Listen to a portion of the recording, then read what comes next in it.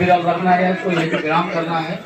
वो उस जो लेटर हमारे प्रतिनिधि को प्राप्त होगा उसमें किन किन बिंदुओं में सहमति बनी है, किन बिंदु में आप लोगों का सहमत हो, वो कुछ समय बाद स्पष्ट हो जाएगा।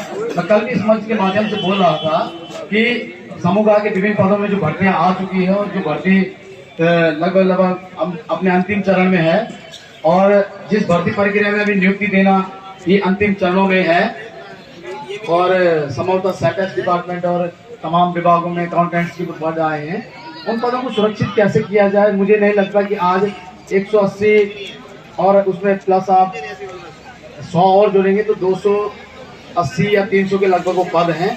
तो 300 कर्मचारी वही पहले इस पंडाल में नहीं है जिनके रोजी रोटी का संकट अभी वर्तमान में उनके विभागों में पड़ा है। बड़ी विडंबना है कि वो अपने प्रति भी गंभीर नहीं है। तो कल मैं एक से बात कर रहा था, मैंने कहा आप लोग अपने डेलीगेट्स बनाइए और हमारे प्रतिनिधि मंडल के साथ अपने निदेशालय स्तर में की बात कीजिए कि आपके पदों में जो भर्तियां आई हैं उसका क्या समाधान किस स्तर पे निकल पाएगा। उनसे भी कुछ इस तरह का विचार नहीं मिल पाए या फिर वो खुद ही आगे आना नहीं चाहते हैं। समस्या सबसे बड़ी पैदा ये हो जाती है कि कल मैं देख रहा था व्हाट्सएप के माध्यम से तमाम तरह की वीडियो हम लोग देख रहे थे कि यहाँ से एक फ्लाइंग स्क्वाड बनाया गया था, विभागों में जा रहा था कि कर्मचारियों को ले पकड़ के ला रहा था। और देहरादून के ही कर्मचारियों को कई बार मैंने वीडियो देखा, कल भी देख रहा था कि उस वीडियो में था कि मैं उपनल के कर्मचारियों में थोड़ा सा यहाँ पे काम कर रहा हूँ।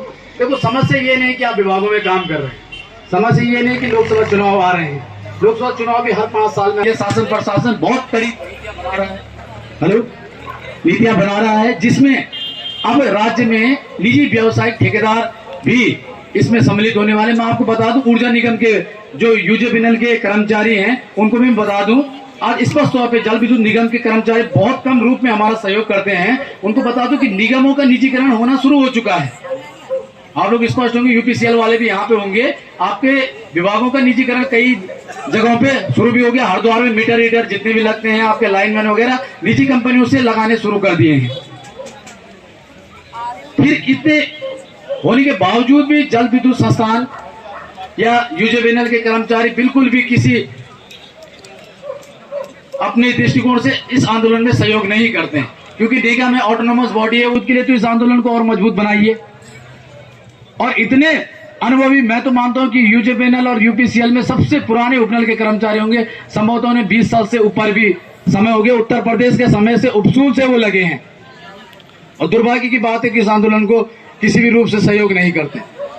तो मेरा उनसे भी निवेदन है कि इस आंदोलन को अविरल पहुंचाने के लिए और इस आंदोलन को सतत चलाने के लिए आप लोग अपना सहयोग करें। तमाम जिलों में भी कर्मचारी अभी धरने पे बैठा है, और इस धरने को अभी किसी भी स्थिति में हमने विराम नहीं दिया है।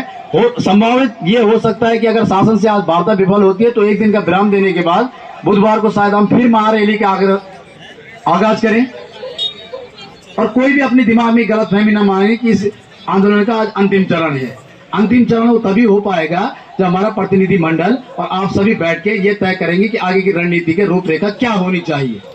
हम बैठते इसीलिए नहीं यहाँ पे कि हमको बहुत कुछ 10% मिल जाए, और 10% अगर मिला है तो उस कारण से मिला है कि 10% लोग ही यहाँ पे प्रतिभाग कर रहे हैं। समझ आ रही बात आपकी? 10% का मतलब समझ रहे, 10% लोग ही प्रतिभाग कर रहे हैं। अगर 50% होता तो 50 होता, और 100% अगर लोग यहाँ पे सम्मिलित होते तो अपना नियमितीकरण हो जाता। सबसे बड़ी कमजोरी है, हम 2012 से चल रहे थे 18,000, 2016 में आए हम 21,000 हुए, उसके बाद हम 22,000 हुए, आज स्थिति ऐसे आ गई हम 25,000 बोलते हैं अपने आप को।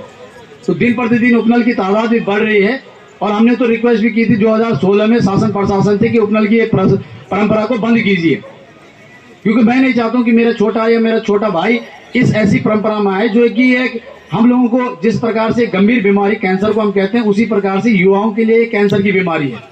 ये धीरे धीरे हम लोगों को खोखला कर रही है, वो चाहे शारीरिक तौर पे, चाहे मानसिक तौर पे, चाहे आर्थिक तौर पे। आप लोग समाज में दिखाने के लिए, कोई भी कर्मचारी मुझे नहीं लगता कि अपने रिश्तेदारों में, अपने समाज में बोलता है कि मैं किसी विभाग में उपनल के, आपका पड़ोसी, आपका सहयोगी हमेशा इस भाव से आपको देखता है, इस भावना के साथ आपको देखता है कि आप सरकारी विभाग में कर्मचारी की हैसियत से काम कर रहे हैं। ठीक, अगर जिस दिन आपने बोल दे कि उपनल के कर्मचारी की भांति आप काम कर रहे हैं, उस दिन आपको हीन भावना से देखना शुरू कर देगा। शुरुआती दौर में जब हम लोग आप लोग उपनल में लगे होंगे तो आपको पता होगा आपको अलमारी तक की चाबी नहीं दी जाती थी।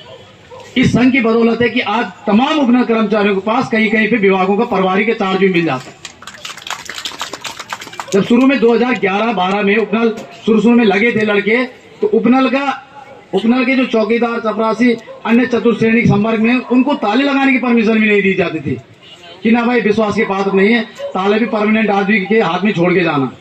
और आज स्थिति ऐसी है कि अकाउंट से लेकर तमाम तरह के गोपनीय काम भी हम लोग ऑफिसों में करते हैं। ये हमारी एक विश्वसनीयता है, ये हमारी कार्यशैली है। मैं आपको बता दूं कि समूह का एक बाबू जो तमाम तरह की परीक्षाएं पास करके एक योग्यता के अनुसार बैठ जाता है।